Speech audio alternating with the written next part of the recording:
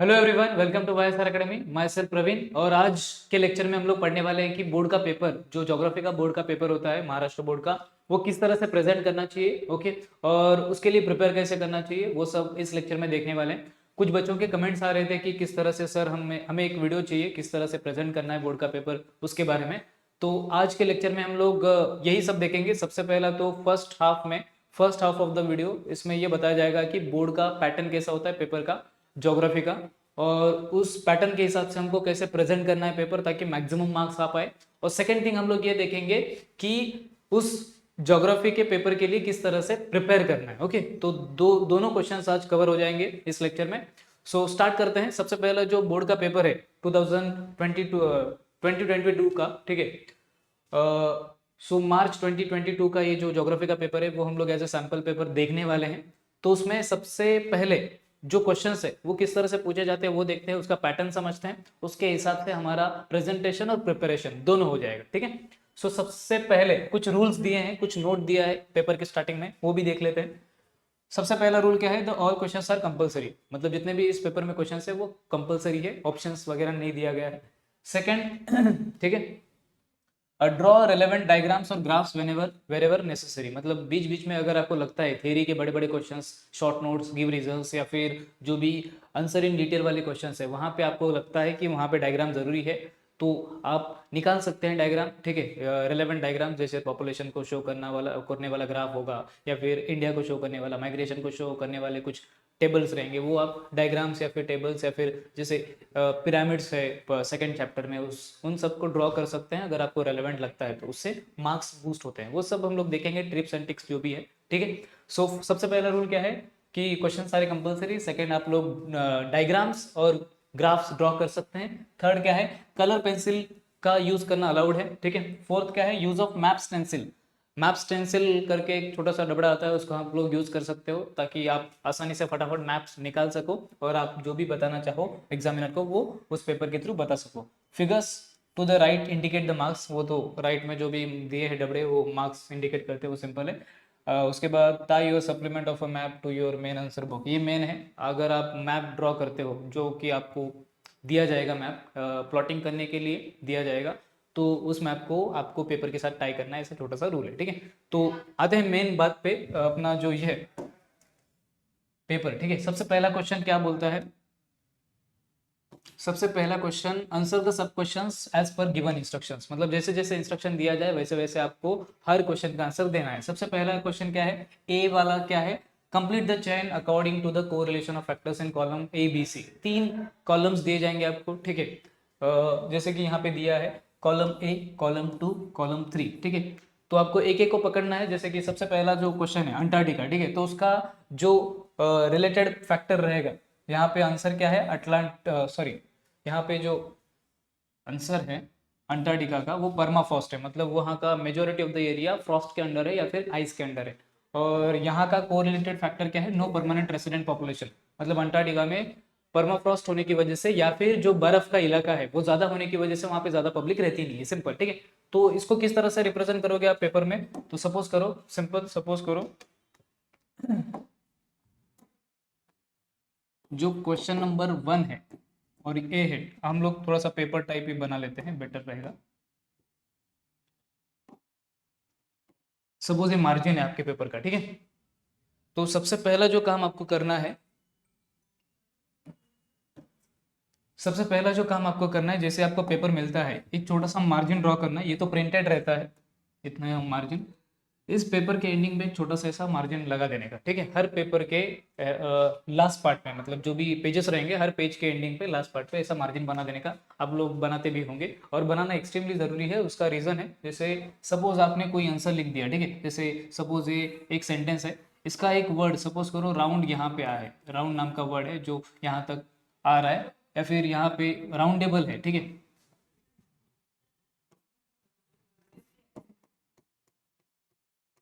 अभी राउंडेबल के बाद देखो राउंडा, आगे का वर्ड यहाँ पे लिखते हो आप लोग, ठीक है। तो ऐसे ब्रेकेज ऑफ वर्ड्स ज्यादा हो जाते हैं अगर आपका मार्जिन ना रहे तो, डायरेक्टली पेपर के एंडिंग तक अगर आप लिख रहे हो तो उसका एक बैड इम्पैक्ट पड़ता है।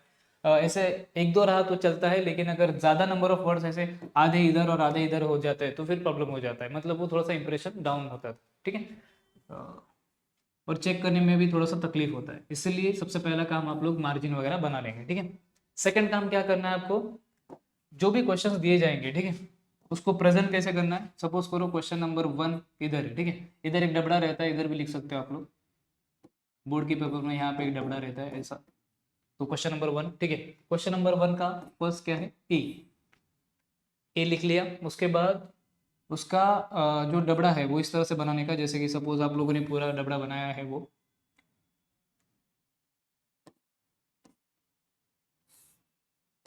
3 कॉलम्स थे, ठीक है, कॉलम ए, बी और सी। उसका क्वेश्चन नंबर 1 क्या था, अंटार्कटिका। ठीक है, उसका जो भी आंसर है यहाँ पे लिख देने का, जो परमाफ्रॉस्ट हम लोगों ने देखा था वहाँ पे लिख देने का, और उसका तीसरे कॉलम में जो भी आंसर था, that is no permanent human या फिर नो रेसिडेंट पॉपुलेशन, वो इधर लिख देने का, खत्म। ठीक है, उसके बाद सेकंड स्टार्ट हो जाएगा। सेकंड का जो भी क्वेश्चन है यहाँ पे लिखने का, उसका जो भी रिलेटेड फैक्टर है बी वाले डबड़े में वो उधर लिखने का, और जो रिलेटेड फैक्टर है वो इधर लिखने का। इस तरीके से फर्स्ट क्वेश्चन का जो फर्स्ट सब क्वेश्चन है उसको इस तरीके से आंसर करना है। ठीक है,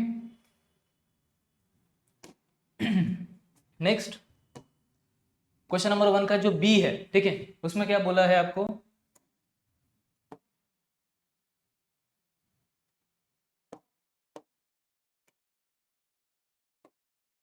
डू एज डायरेक्टेड। ठीक है, मतलब जैसा कहा गया है वैसे लिखना है आपको, जैसे arrange according to increase in the age, ऐसा क्वेश्चन है, arrange according to increase in the age. जैसे एडल्ट एक दिया है, चिल्ड्रन एक दिया है, ओल्ड पीपल दिया है, यंग पीपल। तो आपको सिंपल है, कॉमन सेंस वाला क्वेश्चन है। ठीक है, सबसे पहले चिल्ड्रन आएगा, उसके बाद यंग पीपल आएगा, उसके बाद एडल्ट आएगा, उसके बाद old people. Children first number पे आएगा, सेकंड यंग पीपल आएगा, थर्ड एडल्ट आएगा, ठीक है, और फोर्थ ओल्ड पीपल आएगा। तो इस तरीके से आप लोग आंसर कर सकते हो, अरेंज कर सकते हो, सीक्वेंस में अरेंज करना है। ठीक है, सिंपल। उसके बाद यहाँ पे और एक दिया है, जैसे यहाँ पे देखो सिटी दिया है, इसको भी अरेंज करना है in the ascending order of settlements. ठीक है, तो सेटलमेंट कैसे इंप्रूव होता है, सबसे पहला वो क्या रहेगा इनमें से, सबर्बन सिटी रहेगा पहला, सेकंड सिटी हो जाएगा, थर्ड मेगा सिटी हो जाएगा, फोर्थ मेट्रोपॉलिटन सिटी हो जाएगा। तो उनको सीक्वेंस में अरेंज करना है, कैसे कर सकते हो, सिंपल है। देखो बी था वो क्वेश्चन, ठीक है, अरेंज कैसे करना है, बी का फर्स्ट सपोज करो, तो इसको कैसे अरेंज करेंगे, सबसे पहला चिल्ड्रन, ठीक है, second young people, third adult, fourth old people. ठीक है, सिंपल, इस तरीके से अरेंज कर सकते हैं। वैसे ही हर क्वेश्चन को अरेंज करना है जैसा वो कहा जाए। ठीक है, उसके बाद क्वेश्चन नंबर 3, क्वेश्चन नंबर 1 का सी। ठीक है, ये क्या बोला है, choose the correct option buy identifying the correct correlation in given statements. दो स्टेटमेंट्स दिए जाएंगे आपको, जैसे यहाँ पे दिए हैं ए और आर। ए मतलब असर्शन होता है, आर मतलब रीजन होता है। सिंपल, एक असर्शन मतलब एक स्टेटमेंट दिया जाएगा और उसी के नीचे उसका रीजन दिया जाएगा, तो आपको बताना है कि क्या है वो करेक्ट है कि नहीं, वो बताना है। जैसे कभी कभी ए करेक्ट होता है, कभी कभी आर करेक्ट होता है, कभी कभी दोनों करेक्ट होते हैं। ठीक है, मतलब ये एक स्टेटमेंट है, इसका रीजन ये सही है कि नहीं ये बताना है। कभी कभी सेकंड वाला रॉन्ग होता है, कभी कभी यही ए वाला राइट होता है। ठीक है, सो जैसा भी रहेगा आपको आंसर, आपने लर्न किया है तो आपको आएगा आराम से। जैसे भी रहेगा डायरेक्टली आपको ऑप्शन लिखना है। इसको लिखने का सिंपल सा तरीका, directly A B C D ऐसे भी लिख सकते हो, या फिर पूरा सेंटेंस में भी आप आंसर दे सकते हो। ठीक है,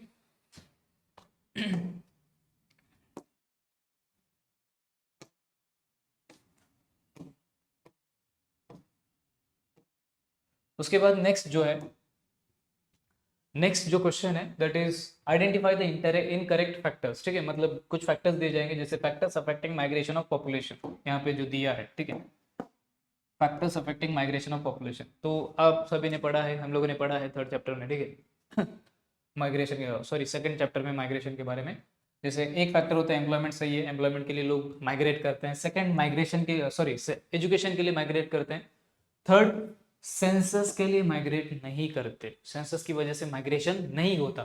ठीक है, हेल्थ के लिए, हेल्थ कंडीशंस के लिए, अच्छी हेल्थ कंडीशंस के लिए, अच्छे मेडिकल फैसिलिटीज के लिए लोग माइग्रेट करते हैं एक जगह से दूसरी जगह, घूमते फिरते रहते हैं, सिंपल, ठीक है। उसके बाद यहाँ पे देखो फैक्टर्स फेवरेबल, तो इनकरेक्ट फैक्टर क्या हो जाएगा, ये डायरेक्टली आंसर लिख सकते हो। उसके बाद फैक्टर्स फेवरेबल नहीं तो ये देख सकते हैं प्राइमरी इकोनॉमिक एक्टिविटीज, ठीक है। प्राइमरी इकोनॉमिक एक्टिविटीज मतलब सिंपल ऐसी एक्टिविटीज जो नेचर पे डिपेंड हो, ठीक है। जैसे एग्रीकल्चर नेचर पे डायरेक्ट डिपेंड है, हंटिंग नेचर पे डिपेंड है, फिशिंग नेचर पे डिपेंड है, स्मॉल स्केल इंडस्ट्री नेचर पे डिपेंड नहीं है, इंडस्ट्रीज सेकेंडरी एक्टिविटीज में आती है, तो ये इनकरेक्ट पे रहेगा। डायरेक्टली आप क्वेश्चन का आंसर दे सकते हो, लिख सकते हो, ठीक है, ऐसे प्रेजेंट करना है इनको। नेक्स्ट तो ये टोटल सी हो गया। उसके बाद एक मिनट, हम लोगों ने 4 चीज़ें देखी। सबसे पहला तो ये डबड़ा देखा, second do as directed, arrange करना था वो देख लिया, ठीक है। थर्ड सी जो था उसमें करेक्ट ऑप्शन देखना था, एक असर्शन है दूसरा रीजन है। उसके बाद डी देख लिया, डी में इनकरेक्ट फैक्टर आइडेंटिफाई करना था वो भी देख लिया, और उसको नॉर्मली ऑब्जेक्टिव के जैसे ही लिखना है, ठीक है। उसके बाद जो मेन क्वेश्चन आता है जो ज़्यादा मार्क्स वाला है, 12 मार्क्स का क्वेश्चन है, क्वेश्चन नंबर 2, ठीक है। Question number 2 give geographical reasons, यानी 4, ठीक है। आपको दिए जाएंगे 6, उसमें से कोई भी 4 लिखने हैं, और 12 मार्क्स के लिए मतलब 3 मार्क का एक गिव रीजन है, ठीक है। उसको प्रेजेंट कैसे करना है वो भी देख लेते हैं।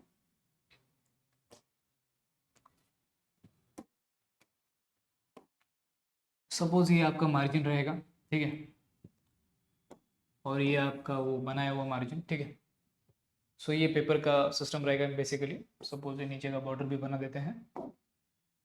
अभी आप गिव रीजन का क्वेश्चन कैसे हैंडल करोगे, ये डबड़े में क्वेश्चन नंबर 2 डाल दोगे, ठीक है, उसका 1, उसका ये एरो लगा दोगे मतलब आंसर, ठीक है। तो क्वेश्चन नंबर 1 का आंसर लिखते समय सबसे पहला क्या करने का, पॉइंट्स में हमेशा आंसर लिखने का। जो भी आंसर लिखते हो ज्योग्राफी में वो पॉइंट्स में लिखने का, ताकि एग्जामिनर को चेक करने में ज़्यादा आसानी होता है, ठीक है। इतना याद रखना, एक गोल्डन रूल है बोर्ड के पेपर में या फिर किसी भी पेपर में जहाँ पे थ्योरी पेपर रिटन पेपर होता है, वहाँ पे एग्जामिनर का काम जितना आसान करोगे ना आप लोग उतना अच्छा है, ठीक है। जितना फ्लुएंट तरीके से लिखोगे, जितना अच्छे तरीके से प्रेजेंट करोगे, जितना ईजी करोगे उसका काम चेक करने का, उतना ज़्यादा अच्छा है, क्योंकि आखिर वो भी इंसान है। तो वो अगर अच्छा प्रेजेंटेशन देखेगा, अच्छा लिखा हुआ देखेगा, तो वो ऑटोमेटिकली आपको अच्छे मार्क्स देगा, सिंपल, ठीक है। तो कैसे करना है, क्वेश्चन नंबर 2 का 1 मतलब ज्योग्राफिकल रीजन लिखना है, तो पॉइंट वाइज ही लिखना, ठीक है। फर्स्ट पॉइंट सपोज इतना लिखा, यहाँ पे सपोज सेंटेंस एंड हुआ, ठीक है, दूसरा सेंटेंस इसी पॉइंट में। उसके बाद यहाँ पे उसी पॉइंट के नीचे दूसरा पॉइंट आना चाहिए, यहाँ से आपका सेंटेंस स्टार्ट होगा, फिर ये एक पॉइंट हो गया, थर्ड पॉइंट उसी के नीचे आना चाहिए एक। ये एकदम सिस्टमेटिक लगता है, इस तरीके से आप लोग आंसर्स लिख सकते हो, ठीक है। गिव रीजन या फिर आंसर इन डिटेल या फिर शॉर्ट नोट्स वगैरह, सबका पैटर्न यही है। क्वेश्चन नंबर लिखा, एरो दिया, उसके बाद पॉइंट वाइज फॉर्मेट में लिखना है, लेकिन पॉइंट के नीचे पॉइंट आना चाहिए ताकि वो और सिस्टमेटिक लगे, देखने वाले को लगे कि बंदे ने बहुत जबरदस्त लिखा है, सिंपल, ठीक है। खुश हो जाए बेचारा ऐसा, ठीक है। तो गिव रीजंस वैसे ही लिखना है। उसके बाद क्वेश्चन नंबर 3 जो है डिस्टिंग्विश बिटवीन, ठीक है। डिस्टिंग्विश बिटवीन जैसे birth rate and death rate, अभी इसको कैसे लिखे जाते हैं वो आप लोगों ने बचपन से पढ़ा होगा, इसमें कुछ रॉकेट साइंस तो है नहीं, सिंपल, ठीक है। तो एक बड़ा सा डबड़ा बनाने का,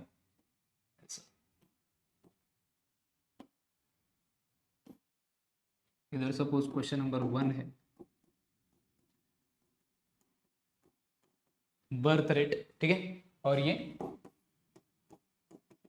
डेथ रेट, ठीक है। तो सिंपल, इसमें डायरेक्टली पॉइंट्स आएंगे, ये फर्स्ट पॉइंट, उसी तरह से पॉइंट्स अरेंज करना है, second point, third point, fourth point, fourth point बिगड़ गया बेचारा, ठीक है, ये फोर्थ पॉइंट, सिंपल, ठीक है। वैसे ही दूसरा जो रहेगा डेथ रेट का फर्स्ट पॉइंट उसी के सामने आना चाहिए, ठीक है। कभी भी जो पॉइंट्स है वो एक दूसरे के सामने ही आने चाहिए, और सपोज इसको 2 लाइन लगता है और इसको 3 लाइन लगता है तो लगने दो, उसके बाद 3 लाइन के बाद ही ये सेकंड पॉइंट स्टार्ट करो, ताकि वो सिस्टमेटिक लगे। जितना सिस्टमेटिक और सिंपल आपका पेपर रहेगा उतना वो अच्छा रहेगा चेक करने के लिए, और चेक करने के लिए जितना अच्छा रहेगा उतना ही ज़्यादा अच्छे से मार्क्स मिल सकता है। हर क्वेश्चन में आपका हाफ मार्क्स बढ़ सकता है आपके प्रेजेंटेशन की वजह से। प्रेजेंटेशन नीट एंड क्लीन और सही होना चाहिए, ऑफकोर्स उसमें कंटेंट तो होना ही चाहिए, सिर्फ प्रेजेंटेशन करके कुछ फायदा नहीं है, लेकिन कंटेंट के साथ प्रेजेंटेशन होगा तो आपको ज़्यादा से ज़्यादा मार्क्स मिल सकते हैं, ठीक है। और सबसे अच्छी बात कि ज्योग्राफी में आउट ऑफ लाया जा सकता है। 80 मार्क्स का जो पेपर होता है, ठीक है, टोटल 80 मार्क्स का पेपर होता है, तो 80 आउट ऑफ 80 आ सकता है आराम से। आप सिर्फ सही तरीके से सही डायरेक्शन से स्टडी करो और सही प्रेजेंटेशन से पेपर लिखो, सिंपल, ठीक है। तो ये देख लिया हम लोग ने डिस्टिंग्विश बिटवीन कैसे लिखना है। उसके बाद जो नेक्स्ट है question number 4, mark and name the following on the map of the world with suitable index, ठीक है। मतलब आपको एक मैप दिया जाएगा, उसमें प्लॉटिंग करना है या फिर मार्किंग करना है। जैसे यहाँ पे क्या दिखा है, highly populated region in Australia, ठीक है। उसके लिए आपको पता होना चाहिए मैप कैसे प्रिपेयर करते हैं, उसके बारे में भी मैं बताऊंगा। इवन लेक्चर्स भी आएंगे मैप के ऊपर, डोंट वरी, ठीक है। मुंबई पोर्ट वगैरह दिखाया है, ठीक है। सो ये सारा आपको डायरेक्टली पॉइंट आउट करके, जैसे एक मैप दिखाया दिया जाएगा, सपोज इंडिया का मैप, ठीक है, रफ मैप निकाला है, सपोज इंडिया का मैप है, यहाँ पे मुंबई छोटा सा सिटी है। तो इस तरीके से आपको प्लॉटिंग करना है। सपोज यहाँ पे दिल्ली है, ठीक है, ऐसे यहाँ पे चेन्नई है वगैरह वगैरह। तो इस तरीके से आपको प्लॉटिंग करना रहेगा। एक सुंदर सा मैप दिया जाएगा वर्ल्ड का, उसमें प्लॉटिंग करना है। तो इसके 6 मार्क है प्लॉटिंग करने के लिए, बहुत ही सिंपल, आराम से आ सकते हैं। थोड़ा बहुत मेहनत करने की बात है, आराम से आ जाएंगे। नेक्स्ट आपको एक छोटा सा मैप दिया जाएगा डायरेक्टली, ठीक है। मैप बड़ा सा सुंदर सा मैप दिया जाएगा। उसी क्वेश्चन का क्वेश्चन नंबर बी है। क्वेश्चन नंबर बी है, read the following map and answer the questions below. मतलब एक मैप दिया जाएगा, उसी के ऊपर एक कुछ क्वेश्चंस पूछे जाएंगे। हार्डली ये 5 क्वेश्चंस रहते हैं और बहुत इजी होते हैं। आराम से आप लोग क्या कर सकते हो,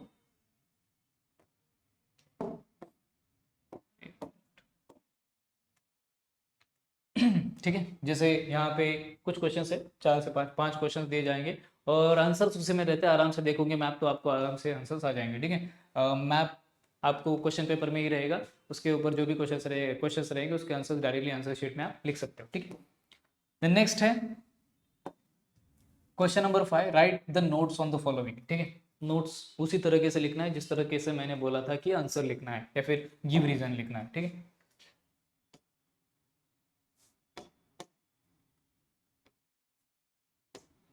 हाँ, जैसे सपोज नोट का जो क्वेश्चन है, क्वेश्चन कितना नंबर था बेचारे का, क्वेश्चन नंबर 5 है, ठीक है।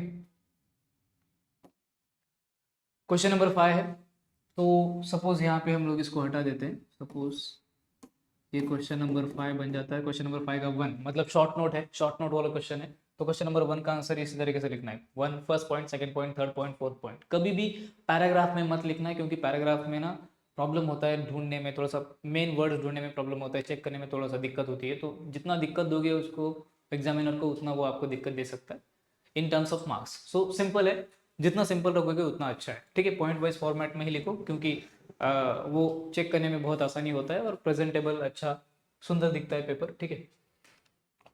और एक बात वो बाद में भी बताऊंगा, मैं अभी भी बता देता हूँ कि हर आंसर में जो भी बड़े बड़े आंसर्स रहते हैं, जैसे गिव रीजन हो गया, शॉर्ट नोट्स हो गया, आंसर इन डिटेल हो गया वगैरह वगैरह, उसमें ना पूरा पेपर लिख के होने के बाद आप आराम से क्या करो, पेंसिल लो हाथ में, सिंपल जो भी हर आंसर में आपको इंपॉर्टेंट वर्ड्स दिख रहे हैं ना, उसको अंडरलाइन करो। इससे और अच्छा इंपैक्ट पड़ता है, इंप्रेशन पड़ता है, सिंपल, ठीक है। तो हर आंसर में 2 से 3 कीवर्ड्स को भी अंडरलाइन करोगे, जो भी आपको लगता है कि इंपॉर्टेंट है उसको अंडरलाइन कर दो। इससे और आसान होता है उसको चेक करना, और अच्छे से हाफ मार्क बढ़ सकता है दूसरे के मुकाबले, ठीक है। Then next, read the following passage and answer the questions given below. एकदम सिंपल क्वेश्चन रहता है। आपको आराम से बड़ा सा पैसेज दिया जाएगा, उसके ऊपर कुछ क्वेश्चंस पूछे जाएंगे, वो आपको पढ़ना है। पैसेज में ही सारे आंसर्स रहते हैं, ढूंढना है आराम से और लिखना है, ठीक है। ये इसके लिए एक और एक ट्रिक है कि अगर आपको जल्दी क्वेश्चन पेपर मिलता है, हार्डली 10 मिनट पहले मिलता है क्वेश्चन पेपर, तो सबसे पहले ये क्वेश्चन को देख लेने का, पैसेज देख लेने का, उसके क्वेश्चन देख लेने का और माइंड में आंसर्स खोज लेने का, सिंपल, ठीक है। और टिक करके रख सकते हो आप, या फिर शॉर्ट में लिख भी सकते हो, ठीक है, अगर लिखने की परमिशन है, सुपरवाइजर अच्छा खासा है तो, ठीक है। उसके बाद है उसी क्वेश्चन नंबर 6 का जो बी बी वाला पोर्शन, पैसेज तो ए में आ जाएगा, बी में क्या बोला है, ड्रॉ नीट लेबल डायग्राम्स, ठीक है। कुछ डायग्राम्स आपको ड्रॉ करने के लिए बोला जाएगा, जैसे लीनियर सेटलमेंट थर्ड लेसन में दिया है, अलग अलग टाइप के सेटलमेंट। तो लीनियर सेटलमेंट्स कैसे होते हैं उसका डायग्राम ड्रॉ कर सकते हो, ठीक है। उसके बाद स्किल्स ऑफ जोग्राफर्स, ये एक हम आगे के कुछ चैप्टर्स में पढ़ेंगे इसके बारे में, ठीक है। लेकिन ऐसे कुछ डायग्राम्स रहेंगे जो आपको ड्रॉ करने रहेंगे पेपर में ही, अच्छे से सुंदर तरीके से आप ड्रॉ कर सकते हो। तो इसके लिए और एक छोटा सा काम कर सकते हो आप लोग।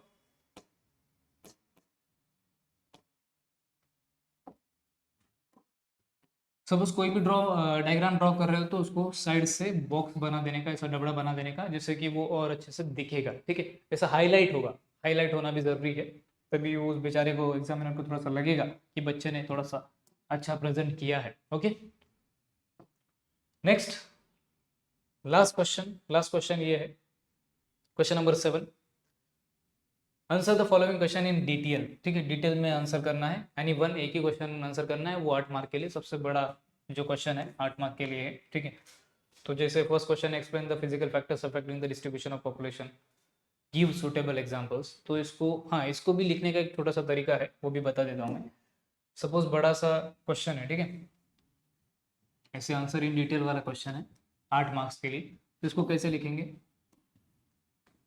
क्वेश्चन नंबर 7 फर्स्ट का आंसर अगर आप लिख रहे हो, ठीक है, उसमें क्वेश्चन क्या बोला है, एक्सप्लेन द फैक्टर्स, ठीक है। तो आप लोग स्टार्ट कैसे कर सकते हो, ज्योग्राफिकल फैक्टर्स, जो भी क्वेश्चन में पूछा है, ठीक है। बड़े बड़े क्वेश्चंस के लिए ये ट्रिक अप्लाई होता है, जो भी क्वेश्चन में पूछा है उसको क्या कर सकते हैं, geographical factors affecting the population.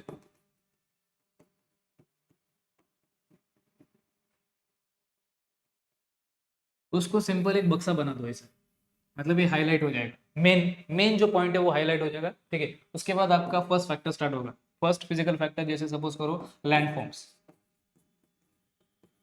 ठीक है। ऐसे बड़े बड़े क्वेश्चंस को इस तरीके से हैंडल करना चाहिए। लैंडफॉर्म्स लिखा, उसके बाद लैंडफॉर्म्स को थोड़ा सा एक्सप्लेन किया, ठीक है, कुछ पॉइंट्स में एक्सप्लेन किया, कुछ लाइंस में एक्सप्लेन किया, खत्म, ठीक है। उसके बाद सेकंड पॉइंट स्टार्ट होगा आपका, एक मिनट, हाँ,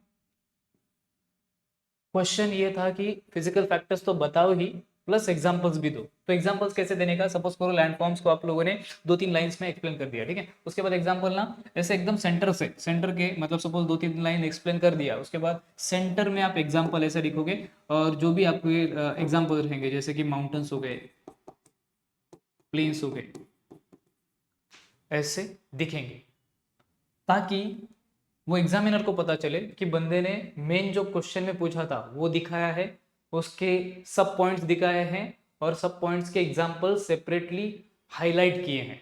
तो ये अपने आप सेंटर में लिखोगे तो अपने आप हाईलाइट हो जाएगा। तो दूसरे का भी वैसे कर सकते हो। सेकंड फिजिकल फैक्टर क्या हो सकता है, सपोज करो क्लाइमेट, ठीक है, क्लाइमेट, क्लाइमेट की 2-3 लाइंस लिख लिए, उसके बाद एग्जाम्पल्स लिख सकते हो, ठीक है। हॉट डेजर्ट, कोल्ड डेजर्ट्स वगैरह वगैरह, एक्सट्रीम क्लाइमेट के जगह पे ज़्यादा लोग रहते नहीं है, तो इस तरीके से प्रेजेंट कर सकते हो, तो एकदम सिस्टमैटिक दिखता है आंसर, ठीक है। सो आई होप इतना क्लियर होगा आपको, ठीक है। तो हम लोगों ने सारे क्वेश्चंस देख लिए कि किस तरह से प्रेजेंट करने हैं पेपर, किस तरह से प्रेजेंट करना है, question number 1 to question number 7, ठीक है। अभी हम लोग देखते हैं कि आपको प्रिपेयर कैसे करना है। आपका जो ये है पूरा का पूरा ज्योग्राफी का सब्जेक्ट है, और ज्योग्राफी का जो पेपर रहेगा उसके लिए कैसे प्रिपेयर करना है उसके बारे में भी देखते हैं, ठीक है। ओके, सो अभी प्रिपेयर कैसे करना है पेपर के लिए वो देखते हैं। सबसे पहला, जो पेपर के हिसाब से प्रायोरिटीज रहना चाहिए आपका, ठीक है। सबका सब एक साथ नहीं प्रिपेयर कर सकते, प्रायोरिटी वाइज आपको प्रिपेयर करना चाहिए। जैसे कि सपोज करो ऑब्जेक्टिव्स जो है, ठीक है, पेपर पैटर्न के हिसाब से आपके जो ऑब्जेक्टिव्स है वो करीब करीब 20 मार्क्स के लिए आ रहे हैं, ठीक है। जैसे क्वेश्चन नंबर 1 हम लोगों ने देखा था, क्वेश्चन नंबर 1 में ए, बी, सी और डी, ये जो 4 क्वेश्चन थे वो हर एक क्वेश्चन 5-5 मार्क्स के लिए है, तो टोटल 20 मार्क्स का हो जाता है ऑब्जेक्टिव, सिर्फ ऑब्जेक्टिव, ठीक है। सेकंड, मैप पे आपको फोकस करना चाहिए, second priority. First priority objectives हो गया, सेकंड प्रायोरिटी, और प्रायोरिटी के बारे में डिटेल में देखेंगे हम लोग। तो पहला तो ऑब्जेक्टिव्स अगर आप देखोगे, ठीक है, ऑब्जेक्टिव्स इजी एरिया है। सबसे पहला ना, स्टडी का एक सिंपल सा रूल होता है, start from the easy one and and to the hard one, simple, ठीक है। इजी तरीके से स्टार्ट करना है, इजी चीज़ों को पहले पकड़ना है ताकि कॉन्फिडेंस आ जाए, उसके बाद हार्ड चीज़ें आराम से होती रहेगी, ठीक है। कुछ लोग क्या करते हैं, हार्ड से स्टार्ट करते हैं और घबरा जाते हैं, या फिर हार्ड से स्टार्ट कर देते हैं और नहीं हो रहा है करके छोड़ देते हैं। तो छोड़ने से अच्छा है इजी से स्टार्ट करो, कॉन्फिडेंस गेन करो, और उसके बाद हार्ड की तरफ जाओ। तो ऑब्जेक्टिव्स 20 मार्क के लिए आते हैं, मैप टोटल 11 मार्क्स के लिए आता है, उसमें से मार्किंग ऑफ द मैप बेचारा छूट गया, ठीक है। सो मैप एक तो मार्किंग करने के लिए आता है, ठीक है, मार्किंग प्लॉटिंग करने के लिए आता है। आपको एक ब्लैंक कोरा सा मैप, कोरा कागज दिया जाएगा मैप का, उसके ऊपर प्लॉटिंग करना है। सेकंड, मैप रीडिंग करना है, मतलब एक भरा हुआ मैप दिया जाएगा, उसके ऊपर कुछ क्वेश्चंस पूछे जाएंगे। इन दोनों का मिला के ये अराउंड 6 मार्क्स के लिए आता है और ये 5 मार्क्स के लिए आता है, तो टोटल मैप के लिए 11 मार्क्स। ये भी सिंपल एरिया होता है प्रिपेयर करने के लिए। थर्ड, पैसेज सबसे सिंपल होता है क्योंकि आपको इसमें कुछ प्रिपेयर करना है ही नहीं, सिंपल। जो भी पैसेज दिया जाएगा बड़ा सा, उसके अंदर ही क्वेश्चंस रहेंगे, सॉरी उसके अंदर ही, उसके ऊपर ही क्वेश्चंस रहेंगे और उसके अंदर ही आंसर्स रहेंगे, तो आराम से ढूंढ के आप लोग लिख सकते हो। तो ये टोटल अगर काउंट किया जाए तो 35 मार्क्स का हो जाता है। और 35 marks is a not joke, is not a joke, simple. 35 marks is not a joke, आराम से बंदा पास हो जाएगा। ओके, ऑब्जेक्टिव्स, मैप और पैसेज, तीन चीज़ों पे आराम से बंदा पास हो जाएगा। लेकिन आपको सिर्फ पास नहीं होना है, आपको अच्छे से अच्छे मार्क्स लाने हैं, आउट ऑफ मार्क्स लाने हैं, आउट ऑफ के पास जाना है। तो आपको पहला तो ये एरिया अच्छे से कवर कर लेना है, ऑब्जेक्टिव्स, मैप और पैसेज, ठीक है, अच्छे से। नेक्स्ट आप क्या कर सकते हो, प्रायोरिटी वाइज स्टडी कर सकते हो। हाँ, सबसे पहला प्रायोरिटी आपका रहना चाहिए ये 35 मार्क्स पे, जहाँ पे ऑब्जेक्टिव्स आते हैं, मैप्स आते हैं और पैसेज आता है। सेकंड प्रायोरिटी आपका क्या रहना चाहिए, गिव रीजंस पे, ठीक है, गिव रीजन, गिव रीजन, उसके बाद डिस्टिंग्विश बिटवीन हो जाएगा और शॉर्ट नोट्स। ये जो छोटे छोटे क्वेश्चंस होते हैं उनके ऊपर सेकंड प्रायोरिटी रखना चाहिए, ठीक है। सबको एक साथ प्रिपेयर कर लो, ठीक है, जितने भी चैप्टर्स हो रहे हैं सबको एक साथ प्रिपेयर कर लो, ठीक है। उसके बाद थर्ड प्रायोरिटी डायग्राम्स वाला, जो ड्रॉ करने के लिए आते हैं ना क्वेश्चन, वो। और last priority answer in detail, ठीक है, क्योंकि एक ही क्वेश्चन है, एक ही क्वेश्चन लिखना है 8 मार्क्स के लिए, लेकिन आंसर्स बड़े बड़े हैं, तो यहाँ पे मेहनत ज़्यादा लगेगा। लेकिन रिटर्न कितना है, एक चीज़ याद रखना, स्टडी में रिटर्न ऑन इन्वेस्टमेंट देख के ही स्टडी करना। अगर कोई चीज़ स्टडी कर रहे हो तो इसका रिटर्न कितना है, 8 ही मार्क्स से, 80 मार्क्स से पेपर में सिर्फ 8 मार्क कवर करता है, लेकिन इसके लिए मेहनत बहुत ज़्यादा करना पड़ेगा। और उसके अपोजिट यहाँ पे मेहनत कम करनी पड़ेगी ऑब्जेक्टिव्स, मैप्स और पैसेज करने में, लेकिन रिटर्न सबसे ज़्यादा है 35 मार्क्स। तो focus on the return on investment, simple, ठीक है। सो सबसे पहला प्रायोरिटी आपके ऑब्जेक्टिव्स, मैप्स और पैसेज हो जाएगा। Second, give reason, distinguish between और शॉर्ट नोट्स हो जाएगा। Third, draw the diagrams, diagrams वाला और डिटेल आंसर्स वाला, ठीक है। लास्ट प्रायोरिटी इसको रखना, ठीक है। सारे चैप्टर्स को एक साथ प्रिपेयर करने के लिए लेना, मतलब जैसे जैसे चैप्टर्स पढ़ाए जाएंगे वैसे वैसे सबको इसी सीक्वेंस में पढ़ना है, और एंड में तो रिवाइज इसी तरीके से करना है, फर्स्ट ये, सेकंड ये, थर्ड ये, ठीक है।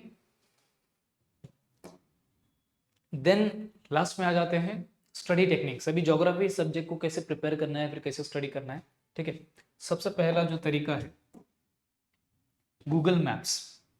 मैप्स को स्टडी करने का बेस्ट तरीका है गूगल मैप्स, ठीक है। गूगल मैप्स मतलब वो लोकेशन वाला ऑन मत करना, डायरेक्टली आपको जो भी लग रहा है, ठीक है, आपके टेक्स्ट बुक में, एक्सरसाइज में जितने भी क्वेश्चन है मैप बेस्ड क्वेश्चन, उनको डायरेक्टली गूगल पे सर्च करो, गूगल पे उसका लोकेशन देखो अच्छे से, और गूगल पे इमेज अगर आप देखोगे तो आपके विजुअल मेमोरी में वो इम्प्रिंट हो जाएगा, ठीक है। या फिर डायरेक्टली अगर सपोज करो आपके एक्सरसाइज में कुछ मैप बेस्ड क्वेश्चन है, या फिर आपकी लेसन के अंदर कुछ मैप बेस्ड क्वेश्चन है या फिर मैप्स है, तो उनको डायरेक्टली गूगल पे सर्च करो, वो जो भी मैप आएगा उसका स्क्रीनशॉट लो और एक आपकी गैलरी में, मोबाइल की गैलरी में आराम से एक फोल्डर बना के रख दो, ठीक है। आराम से जब भी आपका फ्री डे रहेगा, संडे वगैरह, उस दिन उठना, ठीक है, चाय वगैरह पीते पीते वो फोल्डर को एक बार देख लेना मोबाइल में ही। तो 2-3 बार भी देख लोगे तो आराम से आपको पूरा का पूरा सारे मैप्स अच्छे से याद हो जाएंगे, ठीक है। इवन मैं भी ट्राई करूंगा, कुछ बच्चों के कमेंट्स आ रहे थे कि मैप पे भी लेक्चर लो सर, तो उस पर मैप पे लेक्चर्स लेने की कोशिश करूंगा कुछ दिनों में, आने वाले कुछ दिनों में, ठीक है। लेकिन आपको प्रिपेयर कैसे करना है, गूगल मैप से प्रिपेयर करना है, हो जाएगा, ठीक है। नेक्स्ट, नोट्स बनाने हैं। बहुत लोग क्या करते हैं, डायरेक्टली डाइजेस्ट उठाते हैं या फिर जो सॉल्यूशन है वो उठाते हैं, वो डायरेक्टली लर्न करना स्टार्ट कर देते हैं, ठीक है। जो भी डाइजेस्ट या फिर सॉल्यूशंस है आपके क्वेश्चंस के, उन क्वेश्चंस के जो आंसर्स है उनको नोट्स में कन्वर्ट करना सीखो, ठीक है। नोट्स मतलब क्या, सपोज बड़ा सा आंसर है, ऐसा भरा पड़ा सा आंसर है, ठीक है, पूरा 1 पेज का आंसर है, उसको डायरेक्टली आप 3 से 4 से 5 से 3-4-5 वर्ड्स में ला सकते हो, या फिर डायरेक्टली स्टार्टिंग में तो होगा नहीं आपसे, ठीक है, लेकिन 1 पेज टू हाफ पेज तो कर सकते हो आप, ठीक है। फिर धीरे धीरे आपको पता चलेगा, 2-3 बार 4 बार रिवाइज करने के बाद आपको पता चलेगा कि इस पूरे पेज में सिर्फ 4-5 वर्ड्स ही इंपॉर्टेंट है। ये वर्ड भी मैंने याद कर लिया तो इस वर्ड्स के बेसिस पे सेंटेंस में बना सकता हूँ, सेंटेंस में लिख सकता हूँ, ठीक है। जैसे सपोज करो कि physical factors affecting the population, ठीक है, तो उसका सिंपल सा एक फैक्टर क्या है, क्लाइमेट, क्लाइमेट भी आपको याद रहेगा तो सिंपल पूरा का पूरा कहानी याद रहे आ जाएगा। हॉट क्लाइमेट या फिर एक्सट्रीम क्लाइमेट जैसे कि हॉट क्लाइमेट, एक्सट्रीम क्लाइमेट जैसे कि कोल्ड क्लाइमेट, ऐसे कंडीशंस में ऐसी जगहों पे कोई पॉपुलेशन रहती ही नहीं है, सिंपल। तो आप सेंटेंस आराम से लिख सकते हो, नॉर्मल इंग्लिश तो सबको आती है, सिंपल, ठीक है। तो नोट्स बनाना स्टार्ट करो, ठीक है। मैंने आपको बताया भी था स्टडी टेक्निक्स में कि डायग्रामेटिक नोट्स जितने अच्छे बन सकते हैं, जैसे ये भी एक डायग्राम ही है, लेकिन इसको ये दिखने में भी अच्छा लगता है। मैं डायरेक्टली आपको ऐसे पॉइंट वाइज फॉर्मेट में भी दे सकता था, पैराग्राफ फॉर्मेट में भी लिख सकता था कि ये सारी टेक्निक्स है, लेकिन डायग्राम बनाओगे तो ये ज़्यादा अच्छा दिखने में भी अच्छा लगता है, पढ़ने का मन करता है, और सेकंड चीज़ इससे आपका रिवीजन भी बहुत फास्ट हो जाएगा, ठीक है। तो डायग्रामेटिक नोट्स बना सकते हो। थर्ड, हाईलाइट द कीवर्ड्स, ठीक है। जो भी आपका आंसर रहेगा उसमें कीवर्ड्स रहेंगे, उसको हाईलाइट करो, कीवर्ड्स पे ज़्यादा फोकस करो।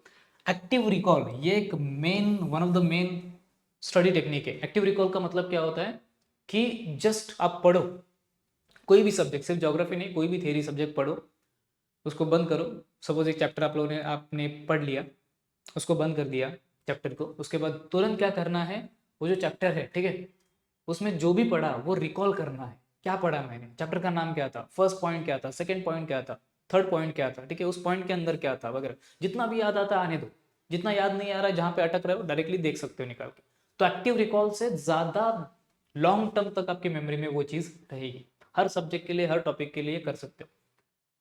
नेक्स्ट है निमोनिक्स। निमोनिक्स मतलब शॉर्ट फॉर्म्स, इसके बारे में मैंने पहले भी बताया है। शॉर्ट फॉर्म्स बना सकते हो अलग अलग चीज़ों के, ठीक है। जैसे कि मैंने वो इंडिया के नेबरिंग कंट्रीज को याद करने का शॉर्ट फॉर्म बताया था बचपन में, एमबीए किया वगैरह वगैरह, तो ऐसे शॉर्ट फॉर्म्स बनाने की ट्राई करो, ठीक है। नेक्स्ट, पॉइंटर्स बना सकते हो। पॉइंटर्स मतलब वही कीवर्ड्स, ठीक है। पूरे आंसर में से कुछ मेन जो, जैसे फिजिकल फैक्टर्स रहेंगे तो क्लाइमेट, लैंडफॉर्म्स वगैरह वगैरह, ऐसे कीवर्ड्स रहेंगे, उनको अच्छे से याद रखो, बाकी का कहानी आपको आराम से याद आएगा, ठीक है। तो पॉइंटर्स वगैरह बना सकते हैं। तो इस तरीके से आपको कॉम्प्रहेंसिवली ज्योग्राफी का जो प्रिपरेशन है वो करना है, ठीक है। आराम से आप अच्छे से स्टडी करके सही डायरेक्शन में जाके जो स्टडी होगा वो करके आप आराम से 80 आउट ऑफ 80 भी ला सकते हो, ठीक है। ज्योग्राफी में आउट ऑफ लाना बहुत ईजी है। आप थोड़ा सा अच्छे से स्टडी करोगे, थोड़ा सा अच्छे से प्रेजेंट करोगे आपका जो पेपर है, तो आपको आराम से आउट ऑफ भी मार्क्स मिल सकता है, ठीक है। सो यही था आज के लेक्चर में। सबसे पहले हम लोगों ने क्या देखा, जो ज्योग्राफी का पेपर पैटर्न होता है वो देखा, सेकंड पेपर प्रेजेंटेशन देखा, थर्ड पेपर के लिए प्रिपरेशन कैसा करना है वो देखा, ठीक है। सो आई होप आपको इससे हेल्प होगा। सो यहाँ का आज का लेक्चर हम यहीं पे एंड करते हैं। So thank you so much.